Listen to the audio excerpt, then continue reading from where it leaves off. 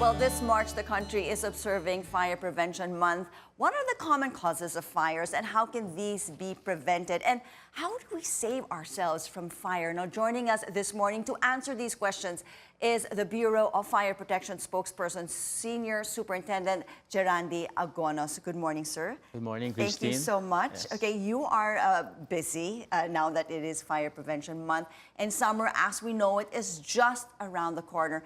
Would you say, sir, na fires are more rampant during the summer? Siyempre, mainit.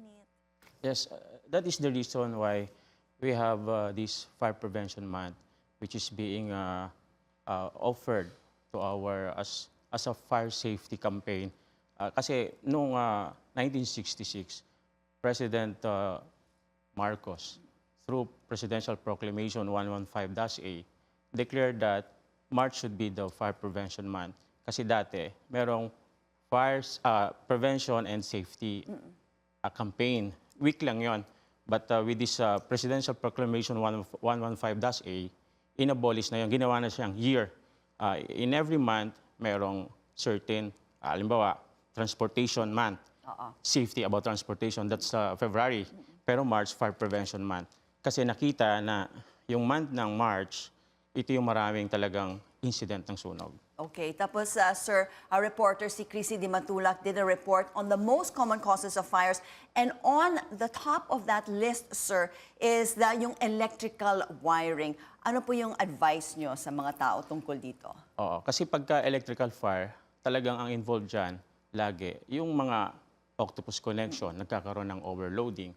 O kaya naman ay hindi okay yung ating circuit breaker or natamper yung fuse, ilagay ng palara, so hindi napuputol yung electrical supply, which would prevent the occurrence of fire.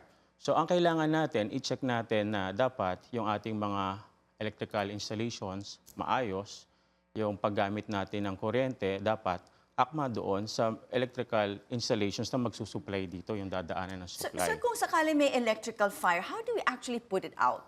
Kung nakikita na natin sa bahay, may nasusunog sa mga kuryente. Unang-una, we have to assess. Kung electrical fire yan, hindi natin pwedeng gamitan ng tubig. Okay. Kasi electrical conductor yan, makukuryente tayo. So we must use the appropriate extinguishing agent. So importante na meron tayong fire extinguisher na pwedeng mag-put out ng fire for ABC types of fire. Pag sinabing A, ito yung materials na nasusunog like wood, paper, clothing, rubber, and plastics. Pero pag B, flammable liquids. Pero pag C, ito na yon, pwede na yon yung energized equipment. Pero kung wala tayong fire extinguisher, we can just switch off the circuit breaker. Alright. Yes. O kaya naman, kung hindi natin magagawa yon at there is a big risk for us to put out the fire, mas mabuti na mag-evacuate. But we have to do it properly. Kaya mayroon tinatawag na EDIT, yung exit drill in the home. Otherwise, pag hindi mo ito na-practice at may sunog, magtatago ka sa lugar na hindi dapat. Just like the toilet. At hindi lugar yon. A lot of people are asking, like, what happens kung sakali may sunog nga in your area or in your home? Where do we go?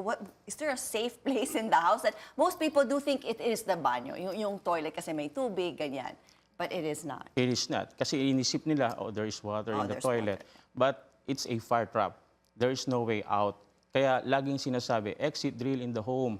Pag hindi ka makakadaan sa door, use the window. Kaya hindi advisable na may grills ang mga window because that would classify your house as a fire trap. You can never go out in that case. So kung sakali may sunog nga sa bahay, the best place to go to would be yung kwarto na may bintana. Yes. Yun, di ba? Kung hindi ka makalabas ng bahay. At walang grills. At walang grills, yun ang pinaka-importante. At kung may sunog, kailangan ba isara yung pintuan? Ano ba yung... That's right. Pag merong sunog, the first thing to do is isip ka muna. Isip ka muna. Huwag kang magpanic. Yes. Kasi yung products of combustions, nagko-contribute yan minsan sa pagpapanik dahil yung smoke, yung fumes, yung heated air. So dapat mag-isip ka, ano ba yung dapat mong gawin? Pagka may smoke na, nasa taas lang yan usually. So you have to stay low, roll down, and then kung madilim ang area, you touch the wall. Dapat master mo kung saan yung lugar ng daan. By touching the wall, i-guide ka niya papunta sa door. Kasi zero visibility. And then, kapain mo muna yung door. Kung mainit yung door, ibig sabihin, may apoy sa loob. So dito ka sa lugar na walang heat, mararamdaman mo yun pwedeng through the smoke, ma-smell mo siya, and then yung heated air and gases. Until such time na mahanap mo yung way out. Yeah, there you go. So, sir, based on your information, I do know now that information is key, awareness, education, and which is what is happening now that we are celebrating the month of March, which is the Fire Prevention March. Thank you so much for being with us. I know you're busy, and there are a lot of activities involved. I'm sure it's all on your website. Yes. Yeah, so to Christine, find yes. out what's going on. Thank you so much for being with us. BFP spokesperson, Senior Superintendent Gerandine Agonos. Gerandi. Gerandi Agonos.